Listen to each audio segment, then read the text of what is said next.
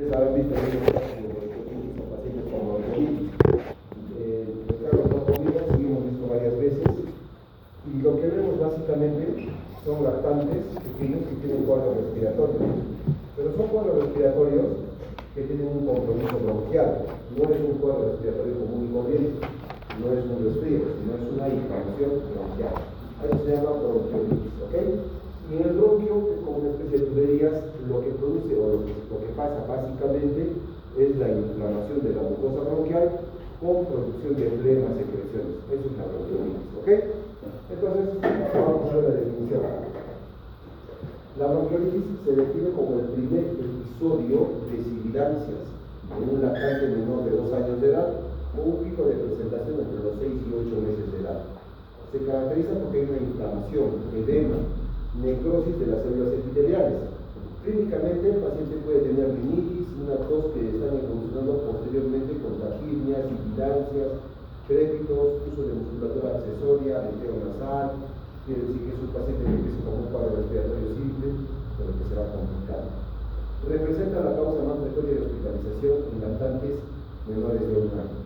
Entonces, si yo quisiera definir la bronquiolitis, voy a decir que es una inflamación de vía respiratoria baja. ¿Por qué? Porque está por debajo de la canina, ¿no es cierto?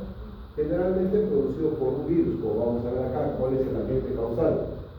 Dice, desde los principales agentes etiológicos, la bronquiolitis aguda ya son los virus, siendo el más importante el virus respiratorio sincicial o el VRS, ¿ok? Entonces, ¿qué es lo que pasa? Es como cualquier resfrío, pues, el virus entra por vía respiratoria. Este virus puede ir progresando en la vía respiratoria hasta llegar a ocupar o afectar los bronquiolos terminales, entre otros. ¿Y qué le va a producir al bronquiolo? Fíjense, el bronquiolo es como un tubito que se inflama. Si se inflama, disminuye la luz por donde pasa el aire, entonces el aire sale silbando. Ese es el primer episodio de sibilancias. Yo nunca voy a silbar con la boca abierta, pero si cierro, sale silbando. Ustedes, si no tienen inflamación bronquial, hacen actividad, corren, juegan, salgan, bailan, no tienen por qué silbar el pecho, está normal. Pero a veces puede sentir, digamos, no sé, pues van a una discoteca y ven que hay 7 grupos de tabaco o algo que les puede producir toda la alergia, sienten como una respiración sibilante, ¿no? Como una red. Ese es un silbido. Eso te está hablando de que hay una inflamación, una obstrucción bronquial, ¿ok? Entonces, lo que va a producir el virus básicamente es la afectación a nivel bronquial. Que va a producir una disminución de la luz y producción de moco, flema o secreciones. Entonces, en la frecuencia de presentación vamos a ver que la causa más frecuente son los virus, ¿no? El sincicial respiratorio, el rinovirus, para influenza tipo 3, metaneumovirus, todos los virus que ustedes puedan conocer. Pero de preferencia, VRS, o virus respiratorio sincicial. Este es un virus que pertenece a la familia de los Paramyxoviridae, que representa por sí solo el agente biológico más frecuente de bronquiolitis aguda, con una frecuencia de un 75-80% de los casos. Este virus dice que el 90% de la población pediátrica ha estado infectada con el virus hasta antes de los 2 años. Todos hemos tenido contacto con este virus. Todos. Pero no todos hacen la enfermedad. O sea, como yo les pregunto a ustedes, ¿no? Todos han tenido contacto, digamos, con, no sé, digamos, la hepatitis A. ¿No es cierto? Todos hemos tenido alguna vez contacto con la hepatitis A, pero no todos han hecho la enfermedad. No todos han terminado pues, hospitalizados, amarillos, con agonia, con bulia, ¿no es cierto? O de repente, todos han tenido varicela, pero no todos han tenido pues, una varicela grave, no todos han tenido grandes por su cuerpo. Algunos han podido tener 1 o 2 y otros ni siquiera se han dado cuenta que empezaron. O sea, varía. Pero en general, nosotros estamos expuestos a este virus casi el 99% de la población con menos de 2 años. Solo el 40% presenta signos de infección respiratoria baja. Quiere decir que, fíjense, del 99% de presentación, menos de la mitad tienen signos y síntomas de vía respiratoria baja. ¿Qué significa?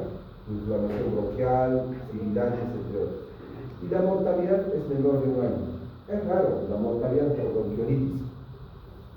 A veces yo escucho en noticias que dicen en época de friaje, en las alturas del mundo está muriendo con neumonía. ¿Será neumonía realmente? ¿No? Habría que ver cuántos de esos niños con la en bronquiolitis Y si no reciben el tratamiento adecuado, pues pueden terminar muriéndose o aumentando la mortalidad. Como ustedes van a ver, el tratamiento de la bronquiolitis no es el uso de antibióticos, no es el uso de inhaladores. ¿Cuál es el tratamiento? Sintomático. ¿Ah? De sintomatología. Ya, pero ¿qué? ¿Cuál es el principal tratamiento? Sería el Oxígeno. claro. Oxígeno es el principal tratamiento. Un niño con bronquiolitis lo que va a tener es desaturación, va a tener dificultad para respirar, él va a necesitar oxígeno. Puede haber niños que tengan bronquiolitis y no necesitan hospitalización, se quedan en su casa tranquilos, felices y no pasa nada, ¿ok? Entonces vamos a ver a qué se debe. Entonces, siguiendo la escala fisiopatológica o el desarrollo fisiopatológico de la enfermedad es como sigue, atentos acá y es importante. Primero, el niño va a tener signos de infección del tracto respiratorio superior, o sea, empiezan como un resfrío. Todos los niños empiezan como un resfrío común y corriente. Pasan los días, esto puede evolucionar a una infección del epitelio respiratorio inferior. Es decir, que el virus baja a vía respiratoria baja, generando daño en la mucosa ciliar. Ustedes saben que la mucosa bronquial y bronquial tiene una especie de cilios, como unos pelitos. ¿Qué función tienen los pelitos? Como de barrera, ¿no? Evita que entren cuerpos extraños, náuseas, bacterias, lo que sea, y es fácil que salga hacia afuera. Por eso es que a veces se nos viene un escupo, ¿cierto? Eso es básicamente por eso. Entonces fíjense que después de bajar a vía respiratoria baja, produce daño ciliar. ¿Qué produce a nivel de esa mucosa? Inflamación, infiltración, edema de la submucosa y adventicia, produciendo una obstrucción parcial o total de la vía aérea, produciendo tapones mucosos que están formados por epitelio necrótico y fibrina, lo que lleva a la formación de atelectasias o alteraciones en la ventilación-perfusión, derivando finalmente en la hipoxia y en la polimia. O sea, ¿qué significa?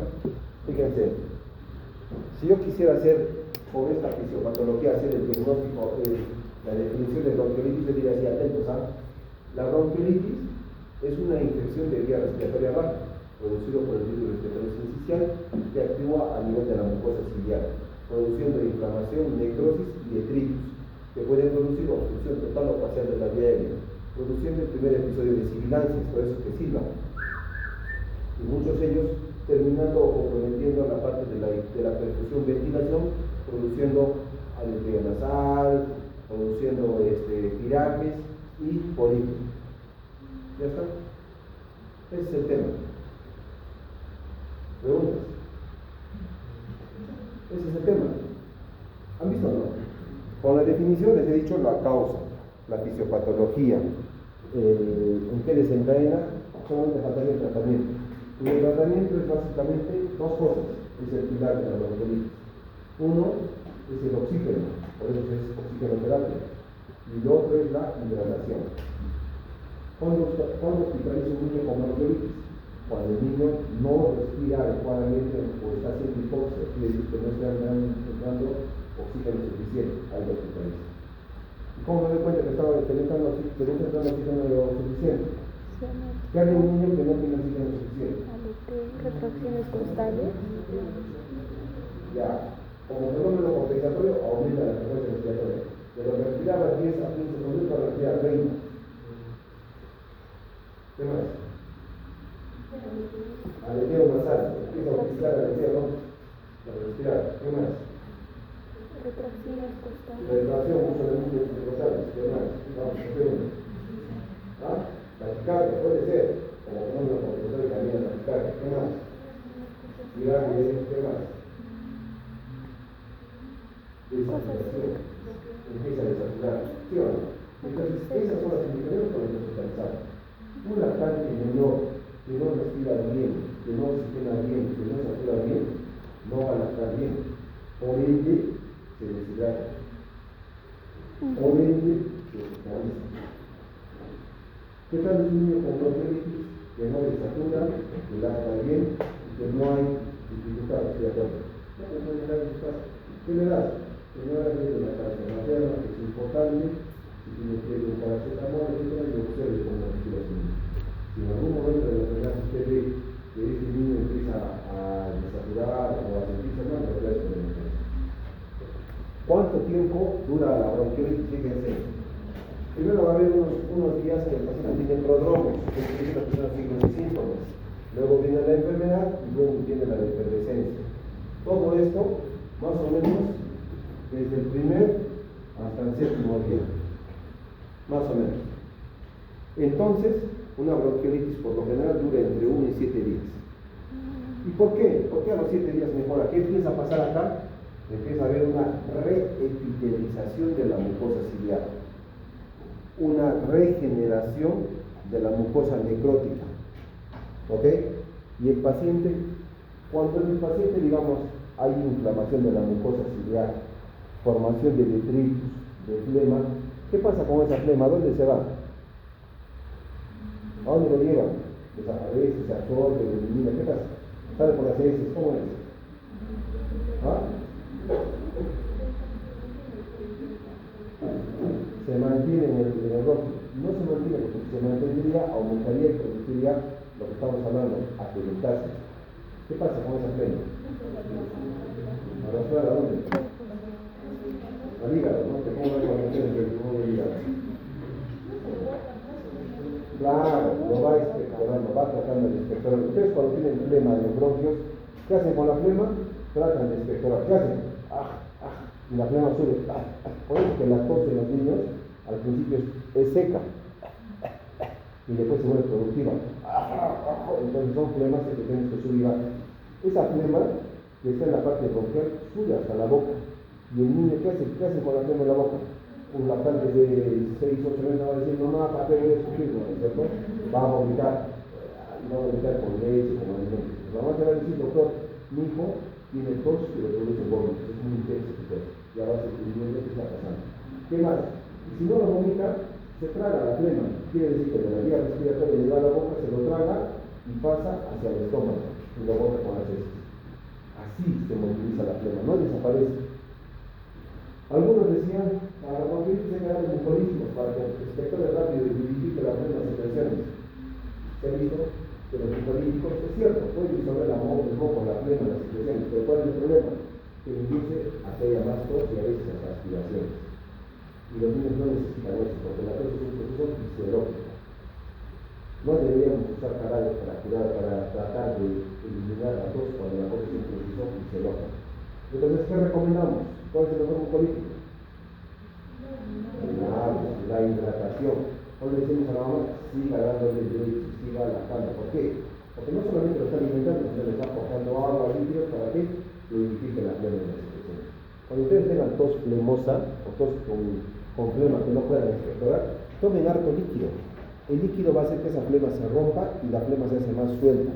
Y ustedes al menor esfuerzo de ya llegó, y lo eliminan, lo expectoran, se lo tragan, ¿no? Pero así lo movilizan. Entonces, eso es bronquiolitis. Lo que les decía, ¿no? Es una vía respiratoria. Fíjense, esta es la luz alveolar. Justamente acá en la luz alveolar puede haber esta formación de detritus, células que pueden obstruir. Por acá pues ya no pasa el aire como por acá. Acá pasa el aire ya silbando, ¿no? Cuando el niño tiene bronquiolitis puede haber una sibilancia expiratoria. O sea, toma aire y expira. Cuando es grave, puede inspirar y expirar en dos tiempos produciendo silbidos. O sea, ¿y qué pasa si no escucho nada? Significa que se ha bloqueado completamente y no pasa el aire. ¿Sí o no? Cuando se bloquea el aire, normalmente ustedes saben que en los pulmones la división es dicotómica.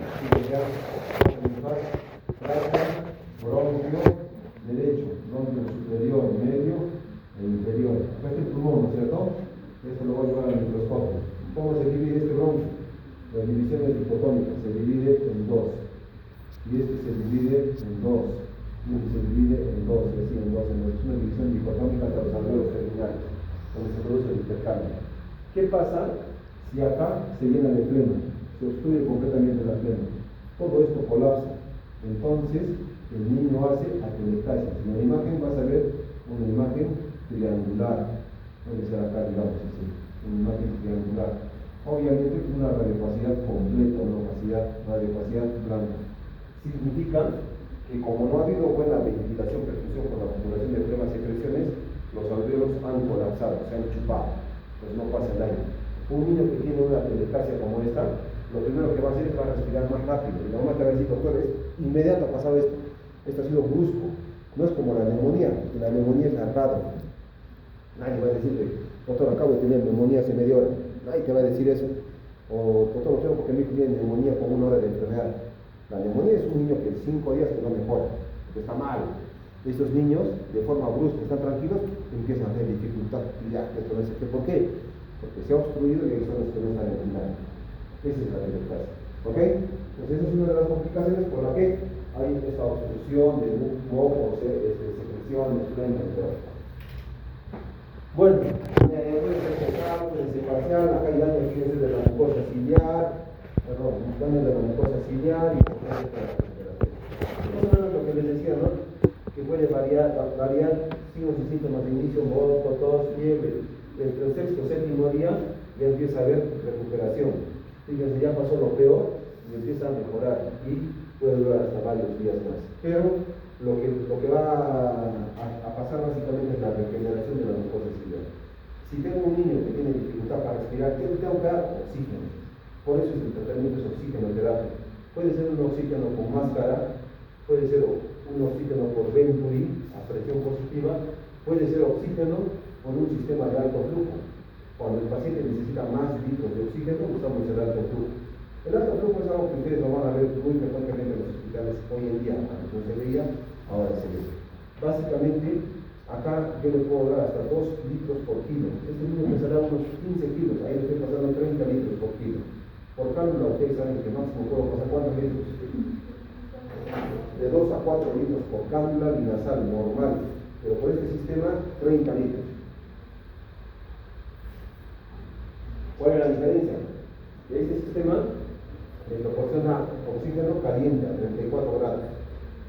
El otro es aire frío, 2 a 2 litros. Este es aire caliente. Bueno, factores de riesgo. ¿Cuáles son los factores de riesgo que son no modificables y modificables? No modificables que no intervienen, ¿no? La edad, el sexo, hermanos, la edad escolar. ¿Qué significa? ¿Quién lleva el virus a la casa? ¿O es que el virus están vendiendo en la calle? ¿Quién lleva a la casa el virus? Familiares cercanos. Los hermanos mayores contagian a los menores. El niño va al colegio, se contagia de resfrío y va y lo besa a su hermano en la plantilla. Ay, mi hermanito, que le habla cerca y le está pasando el virus. O la mamá, por mostrar a su hijo, lo lleva a una reunión, lo ven todos y por ahí una persona respiradora de contagio y le transmite el virus. Así como transmitíamos el coronavirus, ¿no? ¿Se acuerdan? Estábamos con mascarillas, con máscara, todo, y aún así nos contagiamos. Ahora nadie hizo nada de eso y el virus sigue ahí, entonces se puede contagiar. Entonces, eso pasa. Enfermedad pulmonar crónica, a menos digamos que sea un paciente con cardiopatía congénita, más atelectasia, más bronquiolitis, se complica. ¿No? Exposición modificables, por ejemplo, se ha visto que la exposición al tabaco también puede inducir a la producción de bronquiolitis. Recomendamos en casa que no fumen. Factores socioeconómicos, no sé, pues viven en hacinamiento de pobreza también. Niveles de vitamina D están todavía en. Acá vamos a ver que hasta el 30% de los niños con bronquiolitis tienen coinfecciones con otros 2 virus. Fíjense, muchas veces no solamente es el virus respiratorio sincicial, puede estar agregado a algún otro virus, como el rinovirus, el parainfluenza, metapneumovirus, coronavirus, fíjense. Si yo tengo un niño con virus respiratorio más coronavirus, este niño te va a hacer fiebre, va a lucir mal, va a tener una evolución un poco más lenta, más torpe. Si es un niño que solamente está contagiado por virus respiratorio sincicial, va a ser más suave, probablemente no la fiebre, y en 5, 6, 7 días esté mejor. ¿Me entienden? O sea, hay virus que se pueden sobreagregar a estas patologías. En el tratamiento, ¿qué dice la Academia Americana de Pediatría? Dice, ¿no?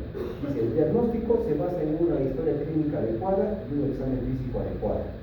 La bronquiolitis no se diagnostica con radiografía. Yo he visto algunas veces que en hospitales, en centros, en consultorios, tenemos la mala costumbre, y digo mala costumbre, cuando tenemos un paciente con probable bronquiolitis, le pedimos todos los exámenes. ¿Qué significa? ¿Qué le pedirías? La radiografía, ¿qué más le pides? El hemograma, ¿qué más le pides? ¿Qué más le pides? examen de orina, le pide PCR, le pide el formulario. Por ahí a alguien se le ocurre, oye, escuche, ¿cómo no le pedimos el fluidial más? Claro, el fluidial más. O sea, le piden todos esos exámenes. Una vez que tengan los exámenes, recién buscan el diagnóstico. Y dicen, a ver, en la radiografía no se ve nada, ya no hay neumonía. En el AGA está normal, no hay una actividad respiratoria ni nada, no hay descompensación. La orina normal, la orina normal. Y así van descartando. Y al final encuentran viral positivo. Ah, tiene un virus, está con bronquiolitis. Así no se hace el diagnóstico. El diagnóstico tiene que hacerse por historia clínica. Primero tengo que preguntar a la mamá de dónde viene, quién está resfriado en la casa, quién es su probable contacto, el foco de infección, qué actitudes ha tomado, qué medicamentos le ha dado. De repente es un niño que proviene de una familia donde todos son asmáticos. Y lo que está haciendo no es bronquiolitis, sino el debut de asma. Es un poco más complicado, pero podría ser un debut de asma. ¿Y cómo me doy cuenta que es asma o bronquiolitis? Porque si me dicen que la bronquiolitis resuelve como oxígeno e hidratación, le doy ese mismo oxígeno e hidratación y no mejora. Y por ahí a alguien se le ocurre, ya me preguntan que son asmáticos, sí, toda la familia. O por lo menos tiene un hermano asmático. Ya que se ve una prueba que da de salbutamol. Le dan a la gente salbutamol y se recupera. Ha habido una respuesta favorable. No era bronquiolitis, sino un debut de asma. ¿Se dan cuenta? La medicina es así. Yo lo que les estoy enseñando a ustedes es para que ustedes traten o piensen, razonen un poco y hagan correlación clínica radiológica con lo que yo les doy. Nadie va a venir a vuestro consultorio, doctor, tengo bronquiolitis, por si acaso. Nadie. Ustedes tienen que llegar a ese diagnóstico. Entonces, eso lo voy a hacer haciendo una buena historia clínica y haciendo un examen físico bueno. Tengo que demostrarle la presencia de sibilancias. Y al encontraré sibilantes, escucho sus crépitos, estertores, roncantes o algo raro. Pues. No puedo decir bronquiolitis si el niño no hay alteración del murmullo vesicular, luce bien, no tiene fiebre, etc. No. Entonces es importante, ¿ya? Informando la presencia de factores de riesgo como por ejemplo prematuridad, inmunodeficiencia general pulmonar de base también se podría asociar. Para el diagnóstico dice, presentación clínica, el estudio epidemiológico se inicia con sintomatología respiratoria alta, como menorrea, estornudos, evoluciona a polinia, retracciones, entre otros. Las apneas, especialmente en pacientes prematuros durante los primeros meses de vida, podrían ser una manifestación temprana de una bronquiolitis viral. Muchos niños que son prematuros empiezan a hacer cuadros de apnea. ¿Qué significa de apnea? Que dejan de respirar, se quedan sin respirar morado, cianótico. Puede ser el inicio de una bronquiolitis. Presentación clínica y estudio. No se recomiendan estudios de laboratorios de rutina, tampoco radiografía de tórax. Entonces, para esto hay algunas guías clínicas. Las guías, ahora llamadas guías, son mecanismos o instrumentos que nos facilitan para que nosotros podamos tomar alguna decisión terapéutica o diagnóstica. Te dicen, mira, pide esto cuando veas esto. Y lo que recomienda la Academia Americana de Pediatría es no pedir radiografía. ¿Por qué?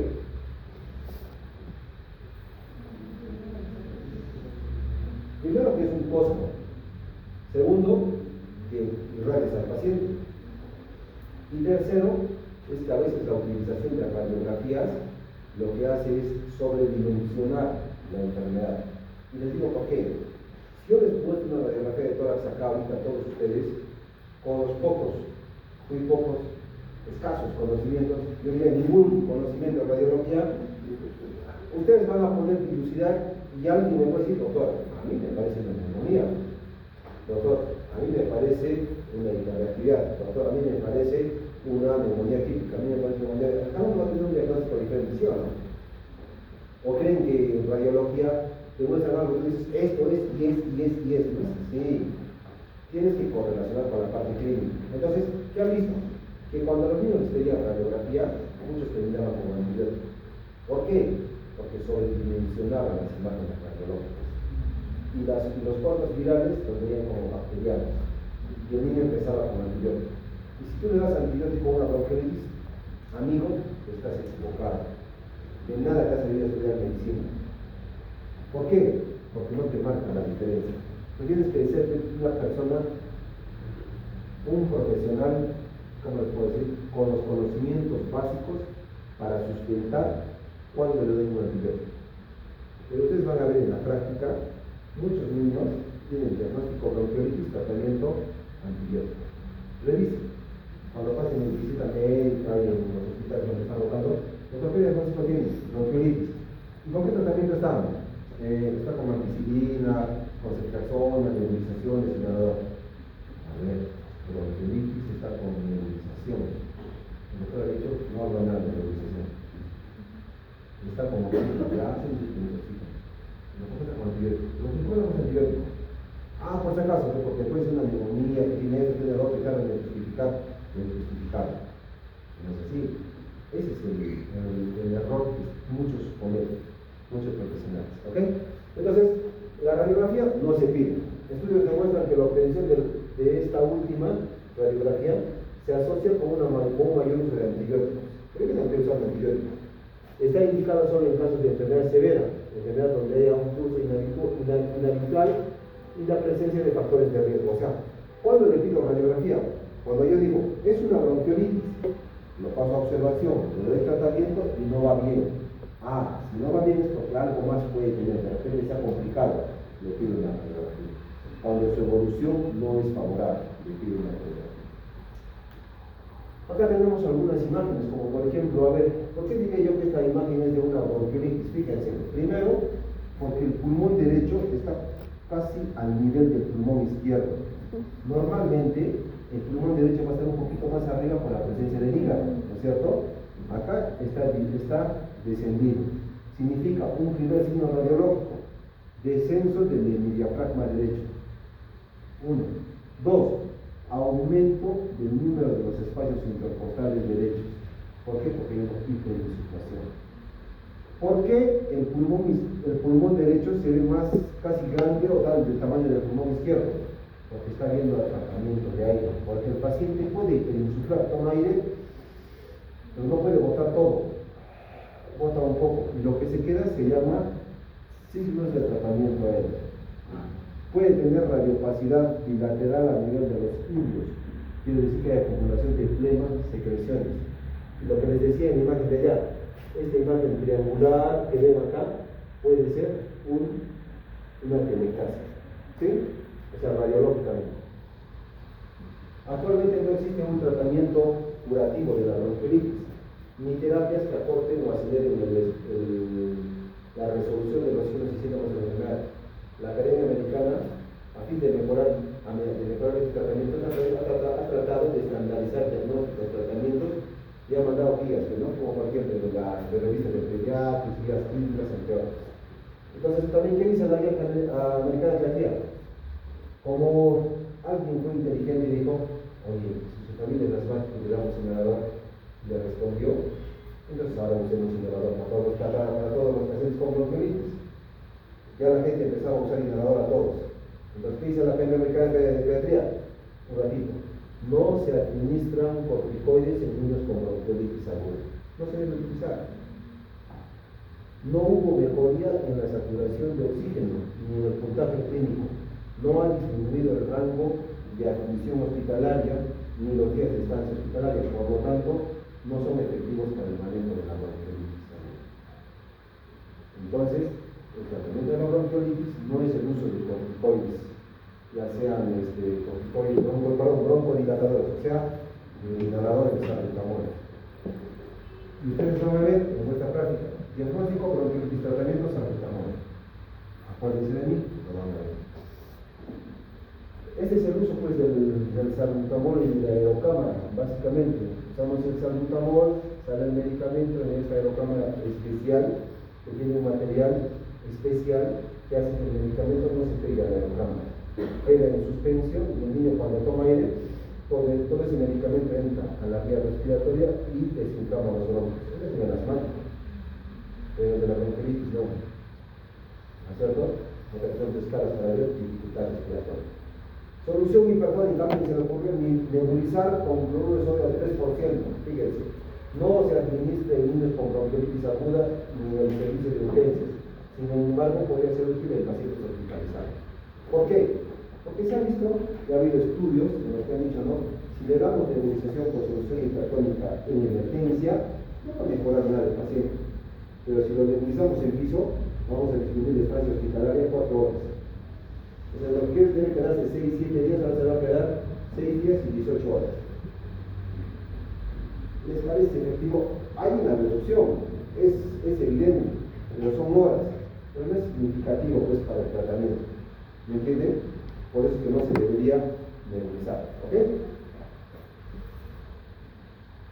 Se concluyó que la nebulización con solución salina hipertónica al 5% es segura y puede ser superior al tratamiento actual para el tratamiento ambulatorio de la bronquiolitis en enfermería temprana. Estudios, pero no son concluyentes. Corticoides, también, doctor, le damos prednisona, porque si ya funcionó bien a un paciente, será uno. La academia dice, no se debe usar prednisona en niños con bronquiolitis, no está en el tratamiento. De las conclusiones, no está en el tratamiento. Corticoides, ¿son útiles o no? Una revisión, mira, Cochrane, que ha incluido 13 ensayos de 1.198 niños, es difícil hacer estudios en niños. ¿Por qué? Porque no es ético, ¿ya? No pudo demostrar, dice, mejorías en la duración de la estadía, puntaje clínico, tasas de ingreso con el uso de corticoides. Al final llegan a la conclusión de que no se ha demostrado que el tratamiento con corticoides disminuya la incidencia a largo plazo de sibilancias o asma. Nada, antibióticos, peor. Pero van a ver pues algunas veces diagnóstico bronquiolitis más antibióticos. No se debe utilizar, no se recomienda. ¿Por qué? Porque la causa es viral. A menos que diagnostique pues una enfermedad, digamos que tenga una sobreagregada. De repente tiene bronquiolitis y se agrega una neumonía bacteriana. Se acepta. Ahí puedes usar. Pero tienes que demostrar que hay la agregación. Hidratación y aseo nasal, esto sí recomienda, dice, ¿no? La academia recomienda la terapia endovenosa cuando existe polipnia más de 60, quiere decir que el paciente respira más de 60 veces por minuto a cualquier edad. ¿Qué pasa si un niño respira más de 60 veces por minuto y le da leche? Se va a ahogar como, o sea... Se aspira con su leche. Se aspira. Se va a aspirar. ¿Qué significa? Que la leche, en vez de pasar al tracto gastrointestinal, pasa a la vía respiratoria. Y muchos niños llegan al hospital porque la mamá, a pesar de que el niño está agitado y la mamá no tiene conocimiento, le da leche, ya sea por teta, y la leche, en vez de pasar a la vía gastrointestinal, pasa a la vía respiratoria y produce una neumonía aspirativa. Y los niños que quedan hospitalizados del kinder con neumonitis aspirativa. No por bronquiolitis, por neumonitis aspirativa. Y en ese caso, el tratamiento es antibiótico. ¿Cuántos días? 21 días de tratamiento. Entonces, ¿qué recomiendan? Si el niño tiene más de 60 respiraciones por minuto, no le des leche. Se le da hidratación endovenosa. No hay riesgo de respiración. Cuando mejora su frecuencia respiratoria, regresas a darle la leche. Lavados nasales también es importante. Están indicados principalmente antes de la alimentación y procedimientos inhalados. Oxígeno. No se recomienda utilizar oxígeno suplementario si es que la saturación es mayor a 90. En estos casos es más de 86, 87. Ni tampoco la saturametría continua en pacientes con bronquiolitis aguda. ¿Por qué? A ver, piensen, ¿por qué? ¿Por qué no deberían saturar a cada rato a los niños?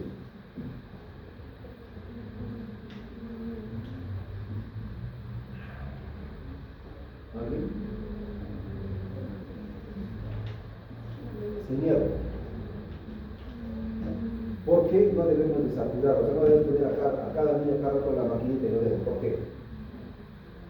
Porque se ha visto que cuando les hacen saturometría continua, el paciente no lo respeta ni oxígeno. Eso me pasa, por ejemplo, en el servicio cuando yo paso visita médica. Le digo a la mamá, señora, quítale el oxígeno. Mañana lo vemos. Ya, doctor. El niño está bien. O sea, sin oxígeno está tranquilo, no está agitado, todo su necesita. Voy al día siguiente a pasar nuevamente la visita y me dice, y lo veo al paciente con oxígeno. ¿Qué creen que ha pasado? La enfermera en la noche, metiche, le toma la oximetría y le controla 84. Ah, estamos saturando. Pero el doctor me ha dicho que le pongo, señora, acá, lo que está tratando soy yo, no está afuera. Y le pone su cánula a 1 litro, 2 litros. ¿Qué ha pasado?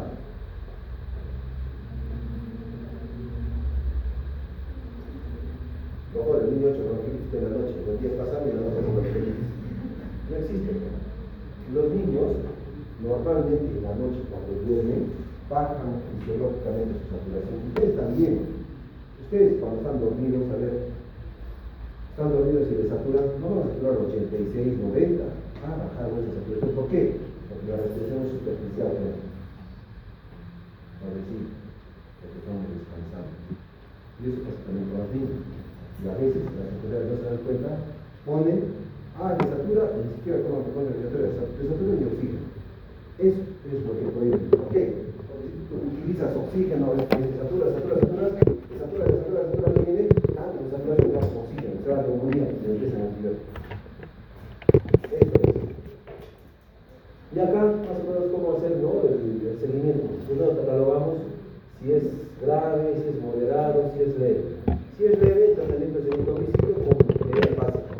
Si es moderada, podemos darle oxígeno, ver en qué escala está, valorar a la familia, el entorno. Y si es grave, ya tiene que ser hospitalizado y tratado en un hospital. Básicamente. Eso es bronquiolitis. Preguntas. Fácil, ¿ah?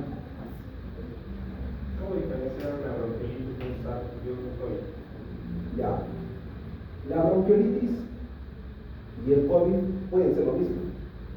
Porque el diagnóstico, el agente biológico principal de la bronquiolitis es el virus respiratorio sincicial.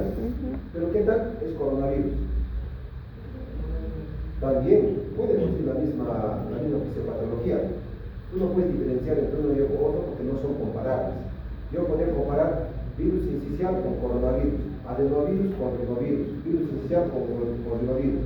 Pero bronquiolitis no, bronquiolitis es la enfermedad, es la inflamación. Coronavirus es el agente biológico. En conclusión, ustedes tienen que, cuando ustedes hablen de bronquiolitis, la primera pregunta que les debe venir a la cabeza es: ¿qué edad tiene el paciente? A ver, claro, a ver, digo, no. A ver, vamos a presentar a un paciente con bronquiolitis, niño de 4 años. Alguien que está atento me dirá: ¿qué está hablando el doctor? ¿Está loco? ¿4 años? 4 años bronquiolitis, créanme que dice: ay. No hay pacientes así, sino hay alumnos distraídos que te presentan así al paciente. Hay residentes que no se dan cuenta. Primero la edad, de menor a 2 años. Incluso, ¿qué dice el doctor? Paciente de 2 años y 3 días con bronquiolitis. Ya puede ser, ¿por qué no? Está en el rango, está entre 2 años, ¿sí o no? Puede ser, pero no es común.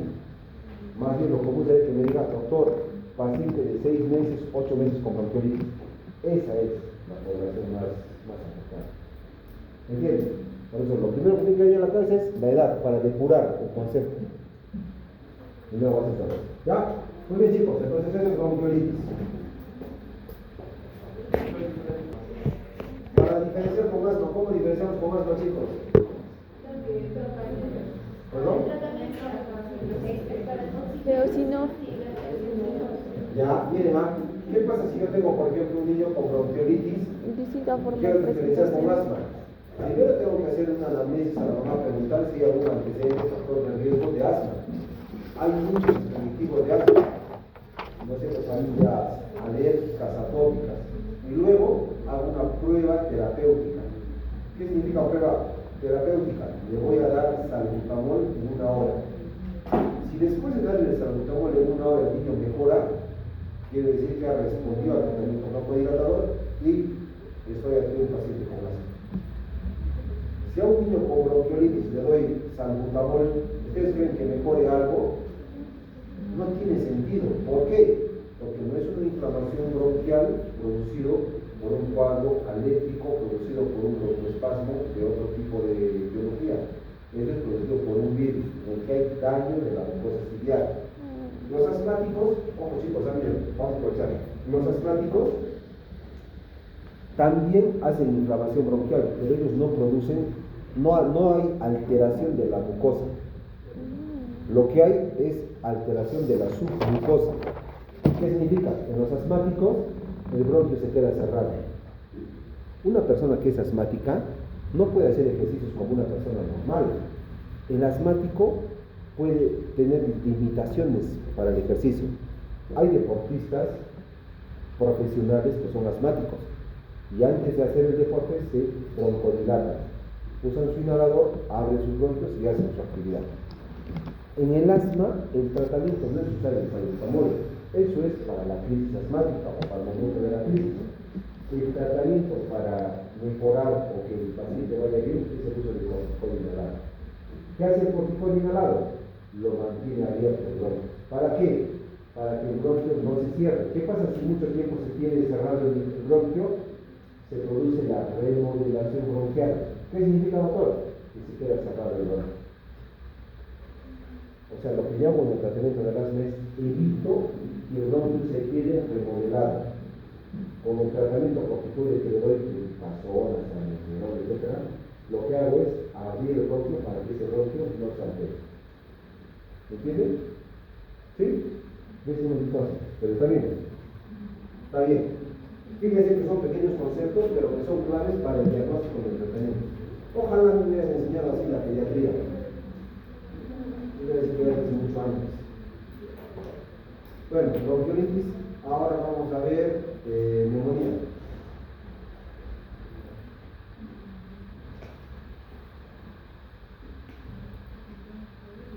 Les voy a presentar una guía que es guía de práctica clínica para el diagnóstico de neumonía en niños. Esto es resultado de la salud del niño, ¿ya? Fíjense, acá dice, ¿no? Neumonía. Cuando ustedes escuchen el término de neumonía, piensen en infección del parénquima pulmonar. Ya no piensen que hay infección de bronquios, ahí está hablando de bronquitis, etc. ¿No es cierto? Broncoespasmo, asma. Neumonía es infección del parénquima pulmonar. Ya, mejor busquen el pulmón. Entonces, esta infección del parénquima pulmonar compromete alveolos, intersticio, pleura, vías respiratorias, estructuras vasculares, causadas por virus, bacterias, hongos, entre otros. ¿Cuál es el agente etiológico de la neumonía adquirida en la comunidad? ¿Qué me dice uno? Neumococo. Cuando digo neumonía adquirida en la comunidad, quiere decir que es un niño que se ha contagiado de neumonía en la comunidad, no en el ambiente hospitalario. ¿Me entienden? Y en la comunidad, ¿qué tenemos? Virus. ¿Qué más tenemos? Bacterias, gérmenes alvíticos. ¿Qué tal el paciente que tiene VIH? Hongos, también la COVID tiene neumonía. ¿Me entienden? La neumonía que tiene la comunidad puede ser causada por virus, bacterias, hongos o gérmenes alvíticos en cualquier tipo. Ahora, neumonía intrahospitalaria. Es el niño que una vez entra al hospital, después de 48 72 horas hace neumonía. Ese es el neumonía intrahospitalaria. O de repente le dan de alta sano y a las 24, 48, 72 horas hace neumonía. Esa es la neumonía intrahospitalaria. El que hace neumonía 3 días después de haber ingresado o 3 días después de haber salido del hospital. Ese es el neumonía intrahospitalaria. Yo no puedo ir neumonía intrahospitalaria a un paciente que nunca ha ido a un hospital.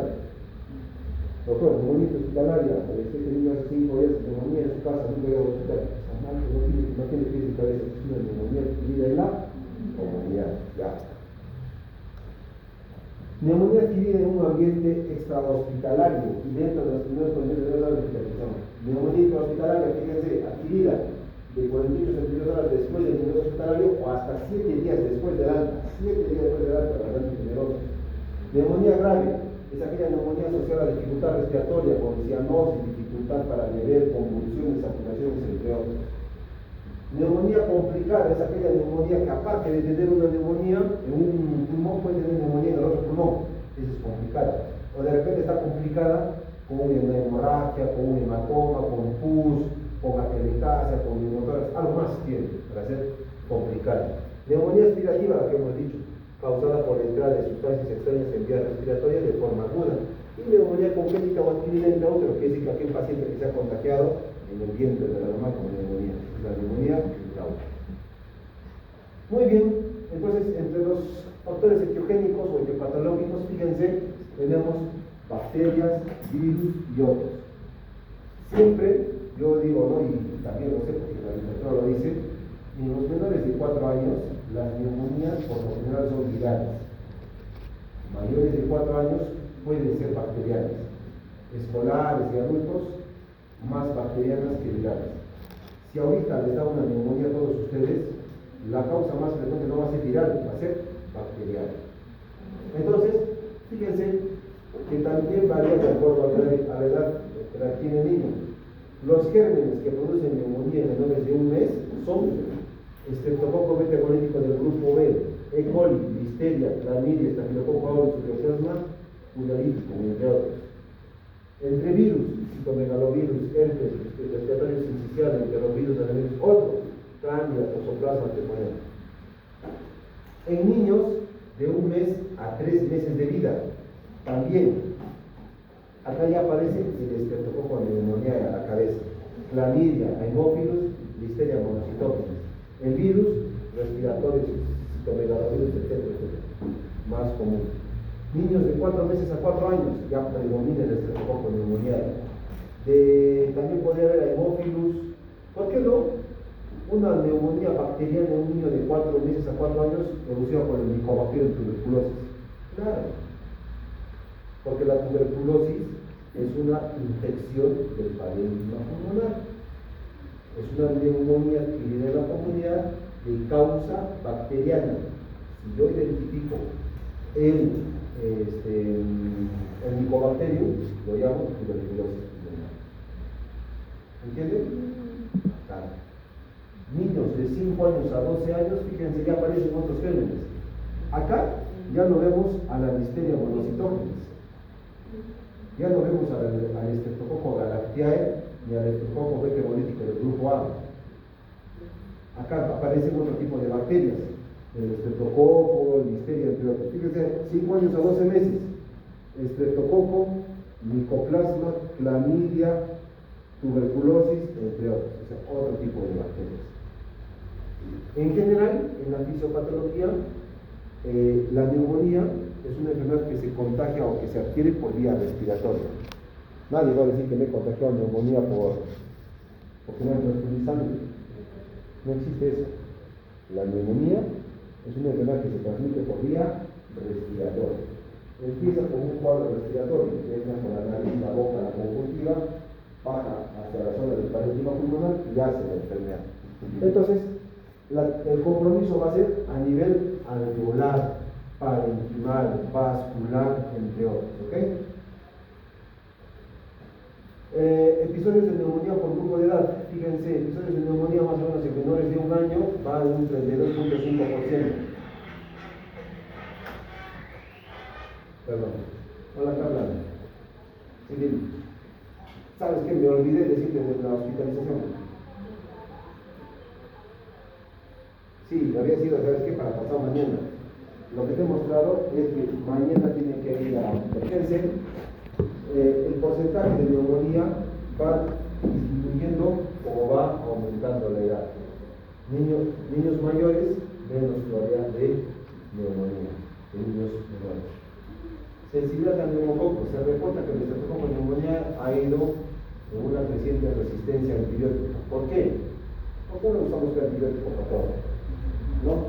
Indican antibióticos para cualquier enfermedad. Un estudio, dice, de un grupo peruano de investigación del neumococo realizado entre 2006 y 2008 reportan tasas de resistencia por trimoxazol 76.2%, ivermectina 22.4% y penicilina 22.8%. Cuando yo tenía más o menos vuestra edad, terminé la facultad y no, es que, claro, antes de terminar, hacíamos internado rural. ¿Qué es internado rural? Van al campo, salíamos a una comunidad periferia, 3 meses, no. Ya, 2 meses en internado rural, ¿no es cierto? Esa también me mandaron a Casca, me fui como internado rural con mi familia. Y en Casca teníamos un libro que se llamaba el AYEPI. Y ese AYEPI era como un manual para diagnóstico y tratamiento de enfermedades. Y en el AYEPI hablaban. Esa vez se clasificaba la neumonía como neumonía grave a la neumonía que se hospitalizaba. Ese era el nombre, neumonía grave o gran mal, así le llamaban. Y era la neumonía bacteriana que requería hospitalización. En esa guía, ahora lo recuerdo, daban como tratamiento top, como el tratamiento más, como el más fuerte, por trimoxazol. El tratamiento era corticosteroides. La pregunta es, ¿ustedes han visto algo de esta corticosteroide para la neumonía? Nadie. Ahora ni siquiera usan corticosteroide para la neumonía. ¿Qué usan para la neumonía? Ceftriaxona. Todos usan ceftriaxona. De acá a unos años, que se puede decir, la ceftriaxona va a ser como la moxa. O sea, ya la gente va a ser resistente, y vamos a pasar muchos más potentes. Entonces, fíjense que en esa época, se daba tanto el corticosteroide, tanto así, que hoy en día el corticosteroide tiene 76.2% de resistencia. Bastante. Entre el 2000 y el 2016 se evidenció un incremento de la resistencia antibiótica a la eritrotetracyclina y al corticosteroide, 60%. Datos preliminares entre el 18 y 19, resistencia a la acitromicina, corticosteroide clima. Ahora también todo el mundo usa acitromicina. Por todo lo que resfriado, acitromicina. Por todo tengo faringitis, acitromicina. Por tengo otitis, acitromicina. Le dan de frente, ¿no? Factores de riesgo asociados a la neumonía. Familia de fumadores, de tabaquismo, exposición al tabaco. Personas que todavía usan, que no conviene mucho de esto, ¿no? Pero ahora sí que podían de gas. Entonces, y el hacinamiento propiamente dicho, ¿no? Importantísimo. Factores de riesgo asociados, por ejemplo, a estilos de vida e higiene, contacto con personas enfermas, importantísimo. Digamos, asistencia a curas o guarderías. Los niños o las personas que van a curas o ustedes que vienen, por ejemplo, a este ambiente a hacer clases, se pueden contagiar fácilmente con alguien que esté resfriado o tosiendo, puede ser. El no lavado de manos. No se lavan las manos para generar infecciones y enfermedades. La no lactancia materna, o sea, fórmulas, también los predisponen a enfermedades. Es más, la lactancia materna previene la aparición de infecciones respiratorias. Dentro de la prevención está la lactancia materna. Uso, ¿no? O falta de vacunación. Hay gente que son antivacunas. Como dice el doctor, yo soy inmunidad natural. Yo no quiero que mi hijo le ponga nunca una vacuna. Mire, ya, hijos de médicos. No, yo quiero medicina. Yo soy inteligente así como usted. Yo no quiero que le ponga mi hijo vacuna. Es su decisión. Pero sabemos que no es la negociación. ¿Por qué? Porque las vacunas protegen. Si había mucha gente como esa que es antivacuna, ahorita seguiríamos con viruela, sarampión, difteria, cosas que ya no vemos. Ustedes nunca van a ver una viruela, porque ya está desaparecida. Solamente existe en el laboratorio, es lo que se sabe. Varicela, pueden ver, todavía veo varicela, pero cada vez menos. Si antes veía 100 al año, ahora veo 2 al año. De acá unos 20 años ya no verán 3 ni 1. Difteria peor todavía. Solamente por revistas, reportajes veo que había un caso por ahí, pero no es un uso común. Entonces así va a pasar de un tiempo a otro si es que no se vacuna. Factores de riesgo asociados, hereditarios, genéticos, factores de riesgo para la neumonía grave. Fíjense, que sea edad menor de 6 meses, que sea prematuro, que sea desnutrido, que tenga VIH o que tenga enfermedad congénita, son factores que predisponen a una neumonía grave. Tengo un bebito que ha nacido con VIH y hace neumonía, mal pronóstico. Ese niño necesita tratamiento, atención, cuidados monitoreos. En el cuadro clínico empiezan con un cuadro respiratorio, les decía. Nadie va a saber pues, que la neumonía, en qué momento de su vida o empieza la neumonía de la enfermedad. A menos que estén basados y de repente puedan aprender con los grupos de ahí que pueden adivinar, pero por lo general no existe. Pero en general, si tú tienes un niño que respira más de 60 por minuto, piensa en neumonía. Porque el primer signo y síntoma más sensible para la neumonía es la frecuencia respiratoria. Y lo peor es que nadie o pocos se acostumbran a tomar frecuencia respiratoria. Ya nadie. Entonces, fíjense en las visitas, o cuando veo a un paciente, ¿por qué lo trae? Está por ti, por nudo, no, por todos, fiebre, no quiere atacar, no sé qué. Hay algo de frío. Vaya. Pasan 2 días, regresa. Doctor, que me dijo, sí, igual, no sé qué. Otitis, no, sí, estoy inflamado de amoxicilina. Pasan 2 días más, regresa el niño ya grave, respirando mal. ¿Qué ha pasado? Doctor, ya le da 4 días, no estaba para sacó la mox y nada. Botamos una placa para que le esté neumonía. Si te fijas en sus atenciones anteriores, nadie va a tomar frecuencia respiratoria. Porque lo primero que empieza a aumentar es la frecuencia respiratoria. ¿Y por qué? Porque es el primer efecto compensatorio. ¿Sí o no? ¿Qué pasa si yo, por ejemplo, empiezo a renguear, empiezo a doler el pelo? Tengo que aprender que coger un poco. Puede seguir cambiando, pero tengo que copiar. Si me está dando neumonía, ¿qué significa? Como hay compromiso pulmonar, alveolar, bronquial, etc., no hay buena ventilación de reducción. Entonces, el cuerpo ¿qué hace? Voy a respirar más rápido para captar ese oxígeno que me falta. Eso es importante. Por eso acá ponen, fíjate, si tienes un niño menor de 2 meses y respira más de 60 por minuto, está tibio.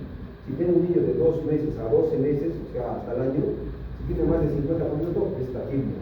Si tiene de 1 a 5 años más de 40 por minuto, está tibio. Más de 5 o 12 años, más de 20, está tibio. Eso es el primer síntoma que aparece en la neumonía.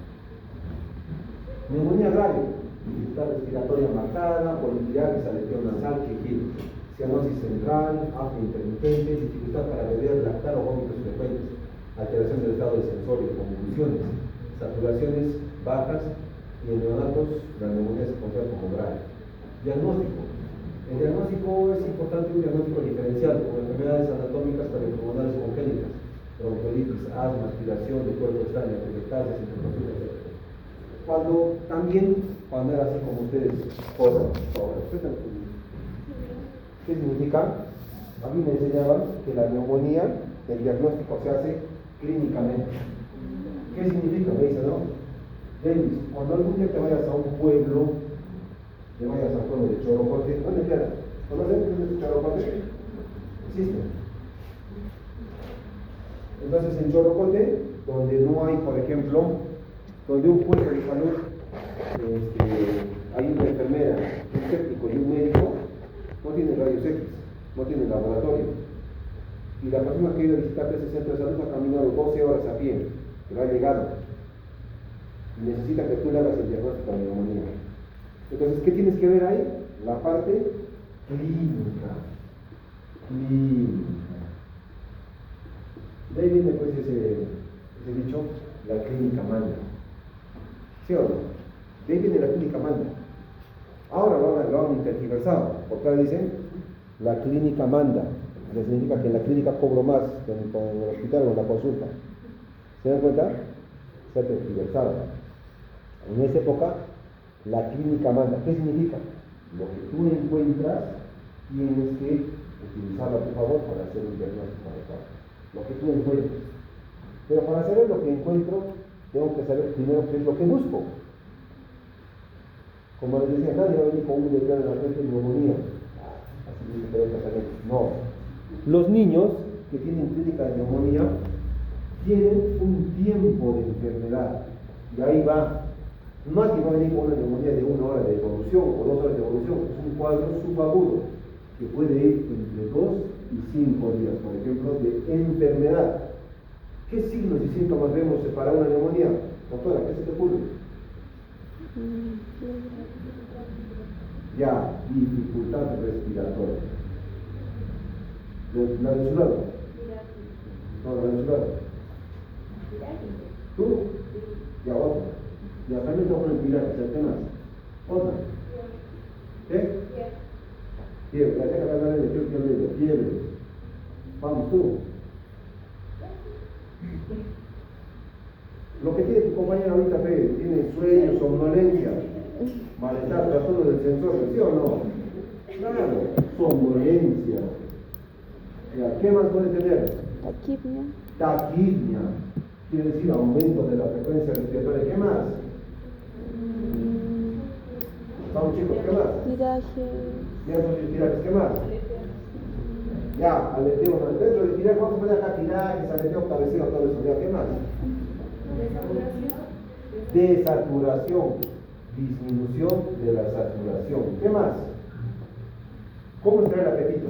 ¿Tendrá más apetito? Disminución del apetito. Pero tengo que preguntarle que a la mamá, señora, ¿su hijo está lactando igual? No, doctor. ¿Y cómo puedo corroborar la información? Porque te puede decir no, doctor, y si lacta bien. ¿Cómo corroboraría? Le digo, ¿está orinando igual que antes o está defecando igual que antes? Justamente, doctor, antes de cambiar 4 o 5 veces al día el pañal de la pichi, porque lactaba. Ahora que no lacta, ni siquiera orina. Viene con relación. Entonces, hiporexia, poco apetito, falta de lactancia. ¿Qué más? Si hablamos de proceso respiratorio, ¿qué es lo que no debe faltar? Tos, ve, la presencia de tos. ¿Ustedes han visto alguna vez una neumonía sin tos? ¿Alguna vez escuché a alguien decir neumonía sorda? ¿Verdad? Me parece que sí, pero hay. No hay neumonía sorda. El paciente con neumonía va a toser, tiene tos, tiene taquipnia, tiene alteración de su estado general, fiebre, malestar, poco apetito, ¿no es cierto? Pero eso, ¿cómo recabo esa información? Con la anamnesis, con la historia clínica. Cuando yo tengo todos estos datos, yo tengo que empezar a hilvanar, ¿no? O sea, tengo que ser como el Spider-Man, ¿no? Me voy a agarrar todos los datos que me ha dado la mamá. Primero, ¿qué me ha hecho doctor Mujica? A ver, ¿cómo va su frecuencia respiratoria? ¿Cómo lo ve más agitado? Ya, un punto. ¿Cómo va su lactancia? No está lactando, ya tengo otro. Aumenta la frecuencia respiratoria, poca lactancia. Perfecto. ¿Qué más? Fiebre, tos. Edad, tiene, digamos, no sé, 4 años, 3 años. Ya, sirva o no sirva, ya, plum, entonces agarro, ya me tiene más para una neumonía. O sea, yo voy seleccionando los datos que he sacado y los voy buscando a favor para poder buscar un probable diagnóstico. ¿Sí o no? Y después de esto, ¿qué viene? Después que has encontrado todo esto, viene tu impresión diagnóstica. ¿Qué significa? Que acá te voy a dar mis diagnósticos presuntivos. 1, 2, digamos 3 diagnósticos presuntivos. Con esos 3 diagnósticos presuntivos, yo recién voy a examinar al paciente. Y cuando voy a examinar al paciente, voy a buscar signos. Por ejemplo, si mi diagnóstico es neumonía adquirida en la comunidad, buscaré signos de neumonía. ¿Cuáles son? Frecuencia respiratoria elevada, que tenga crépito, que tenga disminución del murmullo vesicular, que tenga pectoriloquia, que tenga ausencia del murmullo vesicular. Si mi diagnóstico diferencial está asma, buscaré la presencia de sibilancias, broncoespasmos, broncantes, etc. Si mi diagnóstico, digamos, es tuberculosis, lo que puede ser, buscaré contacto tuberculosis, estado nutricional, se ha bajado de peso, etc. ¿Se dan cuenta? Así yo asumo, y eso es lo que decíamos nosotros, la clínica manda. Y esto tienes que poner en práctica cuando estés en un ambiente donde no tengas nada. O sea, MINSA, salud, ni nada. Y el establecimiento de ustedes. ¿Ok? Entonces, eso es importante. ¿Ya? Eso era antes. Ahora, ¿qué dice? ¿Cómo es? Ya se está sistematizando mejor. ¿Y cómo se sistematiza? Fíjense.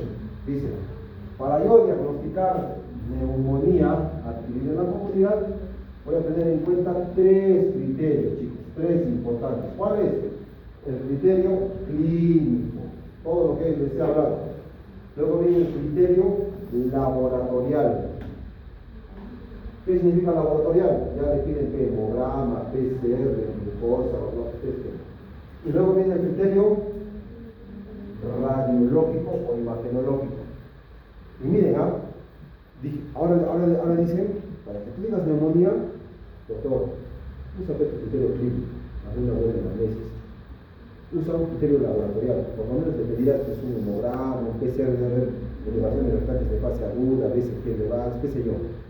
Y si tienes posibilidad, tienes una placa para diagnosticar la neumonía, porque la placa te va a ayudar a ver consolidadas. ¿Sí o no? Son herramientas. Si las puedes utilizar, bien. Pero si no las puedes, clínica y examen físico. Muy bien.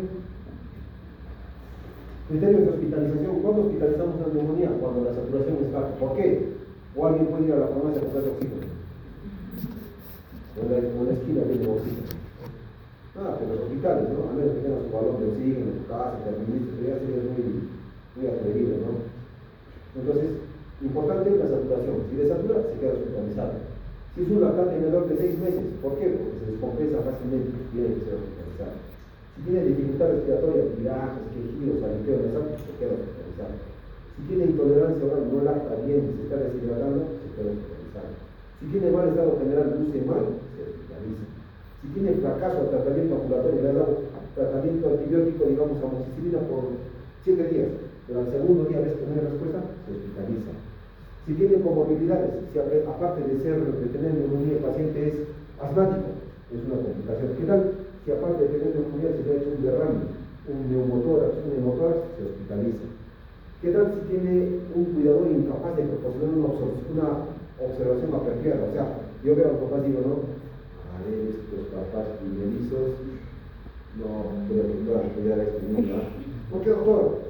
Mírale que la mamá tiene tatuajes, tiene piercing, huele a naturaleza, son los raritos. ¿Pasa? ¿Sí o no?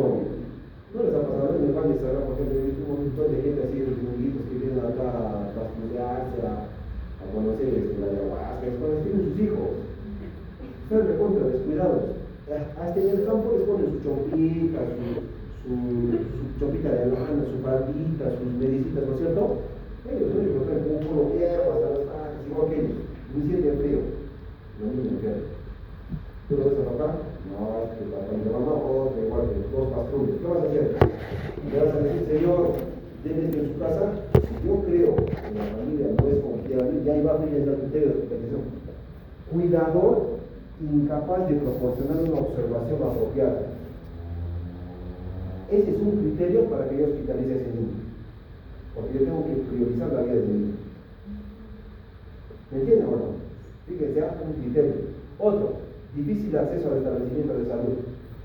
Si yo sé que este señor viene de un sitio lejano, ya a veces se le ocurre, Choropote, ya, ¿no es cierto?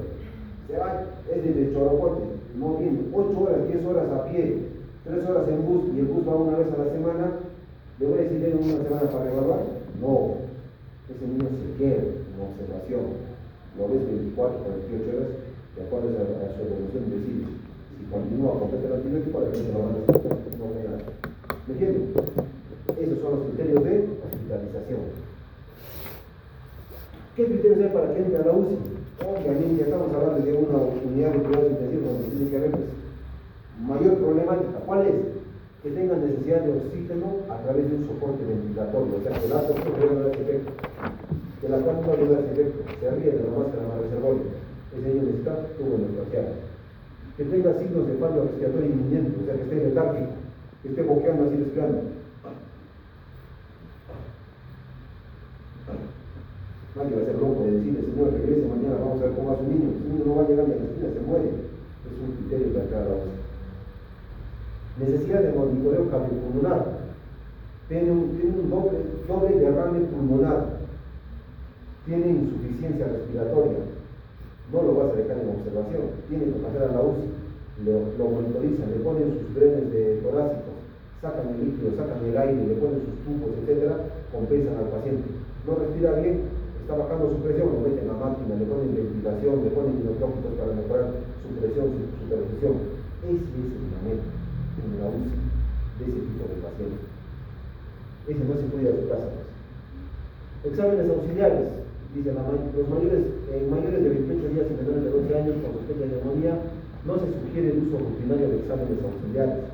Uso rutinario, como radiografía, ecografía, estudios bioquímicos, se puede considerar su uso para seguimiento.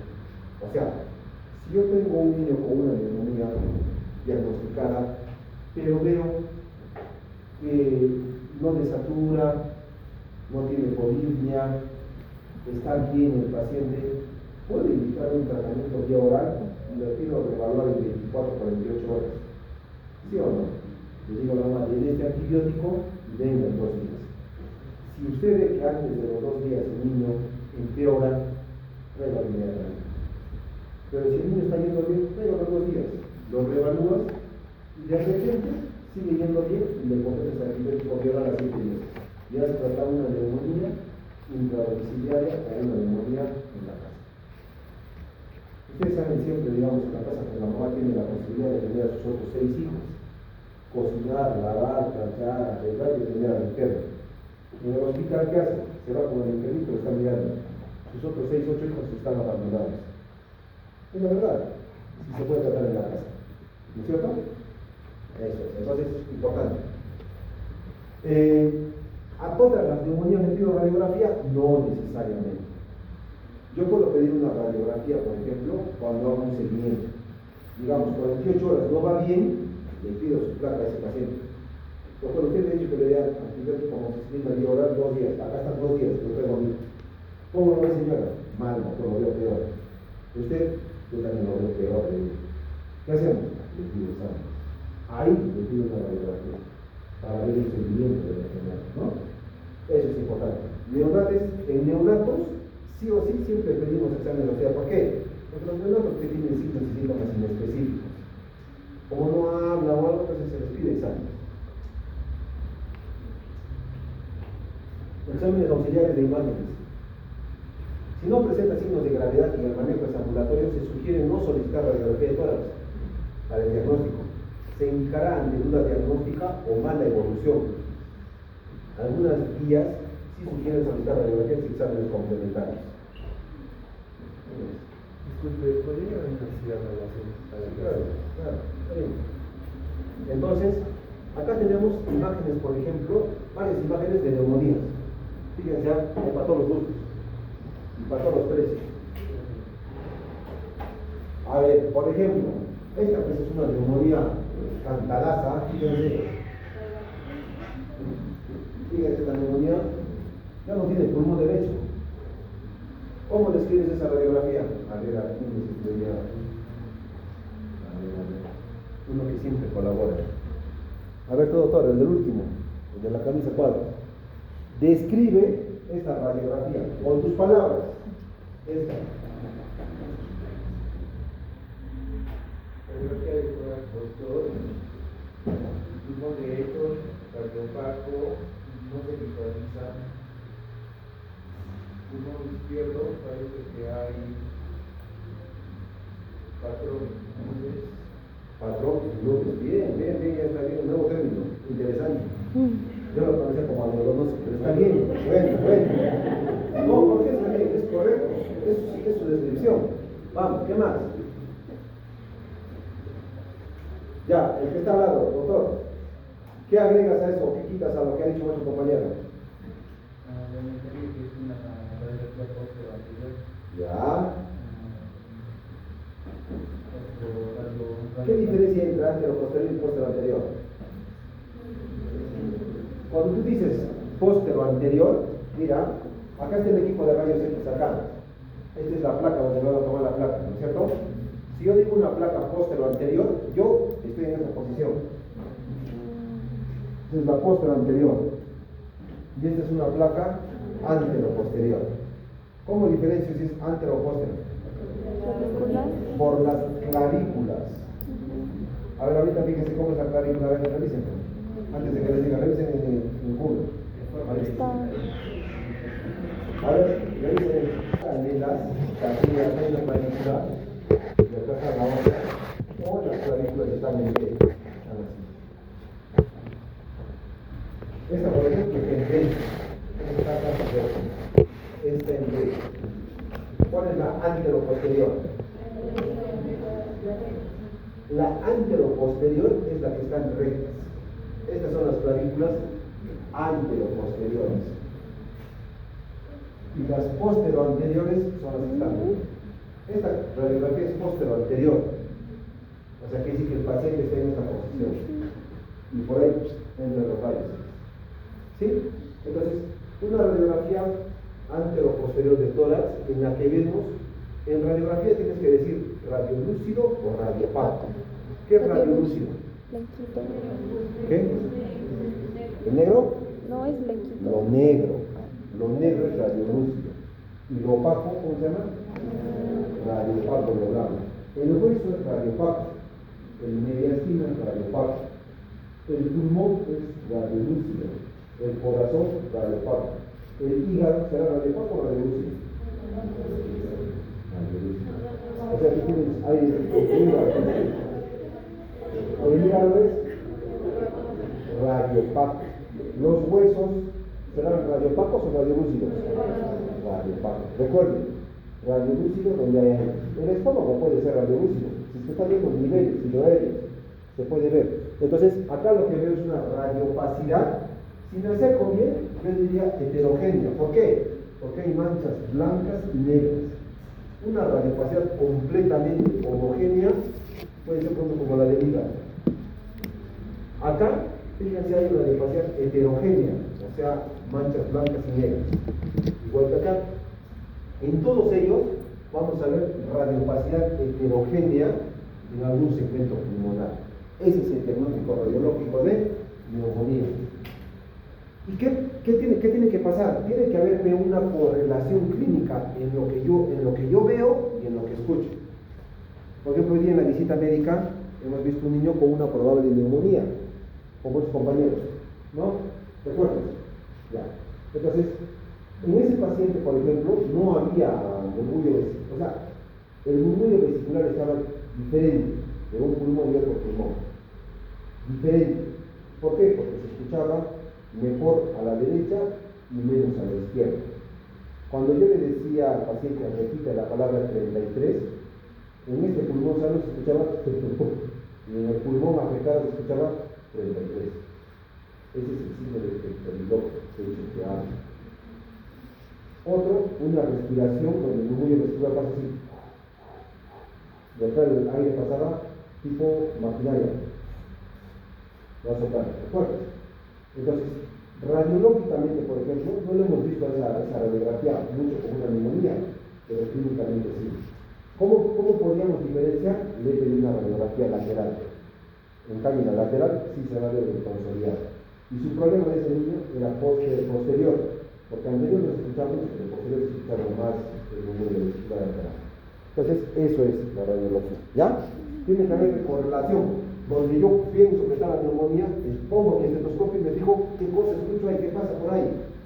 Eso es importante para yo poder hacer el diagnóstico preciso. Otros exámenes se puede poner hemocultivo y antibiograma. La literatura dice, antes de empezar tratamiento antibiótico con la neumonía, pide el hemocultivo. De esos hemocultivos, el 0.00004% sale positivo, o sea, rarísimo. Muestra de secreción faríngea, despistaje de tuberculosis, entre otros hemocultivos. Oximetría, es importante hacer una oximetría a ese paciente para ver si hay alteraciones en la ventilación, perfusión. Manejo según el nivel de complejidad, capacidad resolutiva, medidas generales, medidas posturales, importante la posición del niño, alimentación, analizar una vía endovenosa y acciones del acrónimo FALCA. ¿Qué cosa es el acrónimo FALCA? Fíjense, ver si el paciente tiene fiebre, si tiene alimentación o no se alimenta bien, si recibe líquidos o no, la tos, para ver qué tipo de tos tiene, si ha usado, evitar el uso de antitusígenos. Ustedes no creo que sean de la escuela de que tenga un niño con neumonía, señor, hay que darle antitusígeno, dele pues ¿cómo se llama el antitusígeno? Dele dextrometazolam. No creo. No usar antitusígenos, expectorantes, antihistamínicos, entre otros. La A de signos de alarma, para ver si hay dificultad para respirar, persistencia de la fiebre, dificultad para beber, compromiso del sensorio. Si el niño no mejora a pesar del tratamiento. Higiene de nariz, limpieza de fosas nasales. ¿Me ha pasado alguna vez lactantes menores que vienen polipneicos? ¿No? Y le escuchas con el estetos y escuchas crépitos por todos lados. Viene de cólera y neumonía. Le pasa antibiótico todo. Y hemograma normal, PCR normal. Ya, ¿qué edad tiene? 2 meses. 2 meses de neumonía, doble cobertura antibiótica, la ampicilina más una cefalosporina tercera. Antisepsia, ya bacán. Y a alguien se le ocurre, ya limpiar la nariz. ¿Para qué? ¿No ves que respira como chanchito? No puede respirar. A ver, le limpian la nariz, le desintoxican, todos salen unos mocos terribles, y le vuelves a escuchar, limpio. Te fijas, hemograma, normal, PCR negativo, radiografía limpia. Nunca fue neumonía, era limpieza de fosas nasales. Los lactantitos, solamente el hecho que tengan moco tapado de la nariz, ya hace dificultad respiratoria. Se irritan, fastidian, hasta tiraje pueden tener ¿por qué? Porque los lactantes menores son respiradores nasales. Si a ustedes les tapan la nariz, ustedes abren la boca y respiran así. ¿Qué va a hacer? En cambio, el lactante no, el lactante se tapa la nariz y no puede respirar la boca. No hay que desarrollar el sistema inmunológico para respirar por la boca. Pues claro, se respira como chanchito. Y el mono se acciona. Y eso influye en su ventilación. ¿Ya? Importante la limpieza de fosas nasales. ¿Qué pasa? Esos son los signos de falta que hablamos de eso. Medidas preventivas: higiene, alimentación, vacunación, evitar anemia, consumir alimentos ricos en zinc, evitar exposición a contaminantes ambientales, evitar contacto con personas enfermas. Tratamiento antibiótico, ahí está. Doctor, ¿qué antibiótico le voy a dar para una neumonía aquí de la comunidad de tratamiento domiciliario? ¿Qué le va a dar? Amoxicilina. La buena, generosa y a veces mal ponderada amoxicilina. Pero fíjense cuál es la dosis de la amoxicilina. 90 a 100, yo diría 90 a 100. 90 a 100 miligramos kilo día. ¿Por cuántos días? Por 7 a 10 días. Ese es el tratamiento. A los 2 días tengo que ver respuesta. Si veo que a los 2 días el paciente mejora, continúo con el tratamiento a 7 a 10 días. Si veo que a los 2 días no mejora, ¿qué haces? ¿Lo llevas a dónde? Al hospital. Lo hospitalizas. Tú lo hospitalizas. ¿Tú quieres lo para? Lo reevalúas, pero ¿qué haces? Que le pides algo o lo dejas ahí. Pido una radiografía. Eso es lo que recomienda la guía. Ya está el tratamiento de los días, no ha habido una evolución favorable, piden exámenes auxiliares y decides. Perfecto. Entonces, eso. ¿Qué tratamiento antibiótico también está recomendado? El cloramfenicol. Pocos usan cloramfenicol, es más, hasta está saliendo del mercado. Usan más amoxicilina. Ahora, si se sospecha de gérmenes atípicos, o sea, digamos, ya no es el estreptococo neumoniae, sino la clamidia o la micoplasma o clamidia, el tratamiento ya no es amoxicilina, sino son macrólidos. Puede ser eritro, clarito o acito. ¿Cuál es la diferencia entre estos? Doctora, ¿cuál es la diferencia entre estos tres? ¿Te da lo mismo? ¿Cuál de los tres le darías a tu hermanito? A ver, escuchen. Doctora, ¿cuál le das? Tu mamá te dice, hija, ya estás en el último semestre, ya. Tu doctor es el doctor Mujica, ¿no es cierto? Yo sé que te voy a enseñar porque también va a ser mi profesor. ¿Qué le doy? A ver, eritro, clarito o acito. Eritro, ya. Yo no le doy eritro, ¿por qué? Porque la eritromicina y la claritro tienen mala tolerabilidad, no son agradables. Los niños se dejan llevar por los sabores, no es como el adulto, lo que ven, total lo claro. Si a este niño no le gusta, no lo va a tomar, se va a complicar. Le doy acitromicina que tiene mejor sabor y textura. Eritro y clarito te dejan un sabor, es bien granulado. Cuando tenga la oportunidad de probar un medicamento pediátrico, pruébelo. No se tome todo el medicamento, una cucharita, nomás no le va a hacer nada. Pruebe. ¿A qué sabe? Sabe a cereza, sabe a plátano, sabe a metal, sabe a suela de zapato, no sé, sabe a queso, no sé, pruebe. Eritro y clarito tienen te dejan como un sabor picoso, tipo metálico, así granulado, no se va el sabor de la boca. Y aparte, que el eritro hay que darle cada 6 horas. O sea, lo vas a martirizar con eso cada 6 horas, no te va a aceptar. La clarito, bueno, todavía 2 veces al día. Pero la citro, buena tolerancia y una sola vez al día. Debe usar así. Ahí están las dosis. Escuchen, no usar macrólidos en neumonías con estreptococo neumoniae. ¿Por qué? Porque va a haber alta tasa de resistencia. Si yo creo que es un estreptococo neumoniae, ¿qué antibiótico voy a usar? Amoxicilina. Amoxicilina. Las quinolonas ya no se usa ya, cicloproxacinas ya no usamos para las neumonías, está proscrito, es más, ni siquiera llega en el mercado. No en el mercado de San Pedro, ni de Guacha, o sea, me refiero que no están dentro de las farmacéuticas. Se debe reevaluar a las 48 horas si la evolución es favorable, completar el tratamiento. Si la evolución es favorable, reevaluamos y consideramos que ha habido un incumplimiento terapéutico, que es una neumonía típica, ha habido neumonía por gérmenes resistentes o que sean neumonías por otras etiologías. Niños y niñas menores de 2 meses de edad, usamos ampicilina más aminoglucósido, ahí están las dosis, o ambitacina, también utilizamos ya las dosis en los niños lactantes. Siempre doble cobertura antibiótica, ¿ya? En el examen yo no les voy a pedir tanto, digamos, que me digan la dosis, etc. Pero por lo menos debes poner lactante menor de 2 meses, doble cobertura antibiótica. ¿Por qué? ¿Qué género estamos cubriendo acá? A ver, ¿qué género estamos cubriendo con doble cobertura antibiótico? Con la AMPI y la Genta. ¿Qué estamos cubriendo? ¿Estreptococo? No, porque el estreptococo no es frecuente en los niños menores de 2 meses. ¿Qué estamos cubriendo? Esa es la pregunta del examen. ¿Qué examen? ¿Qué examen? Listeria. Listeria, monocytosis. ¿No? También estoy comiendo el cherichacol, estoy comiendo este poco metabólico de grupo A, estoy comiendo entre otros. En niños mayores de 2 meses de edad, ampicilina, clorafenicol o penicilina puede usar. Y la terapéutica de tercer nivel de atención vemos, ¿no? Usamos BNI, quiere decir oxígeno, monitoreo, sistemas de alto flujo, entre otros. Y en niños mayores de 2 meses de edad a 12 años, igual, anticlorafénico, penicilina, ceftriaxona. Penicilina está bien la indicación. Pocos usan penicilina y si lo usan les va a ir bien. Todos se van a acostumbrar a usar ceftriaxona, porque está de moda. Pero recuerden, cuando está mal indicado, se puede producir neumonías artificiales. Y el tratamiento siempre va de 5 a 7 días. Efectos adversos al tratamiento: el oxígeno suplementario puede producir cambios inflamatorios pulmonares. Los antibióticos pueden tener efectos adversos para los enterocócidos, como producir neuro o nefrotoxicidad. Algunas veces se ha visto, indican amicacina, 7-10 días.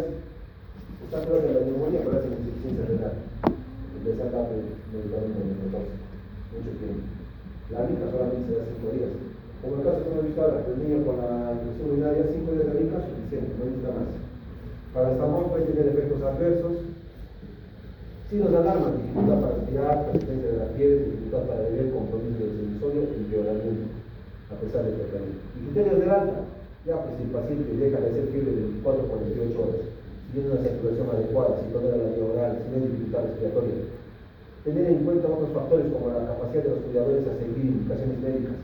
Si tú crees que no van a seguir las indicaciones médicas, no sé, pues veo que es gente que no sé que trabaja en el campo, la mamá se va, etcétera, y no lo van a dejar con la abuelita, no lo manda a su casa todavía hasta completar el tratamiento antibiótico. Facilidad para retornar al establecimiento de salud.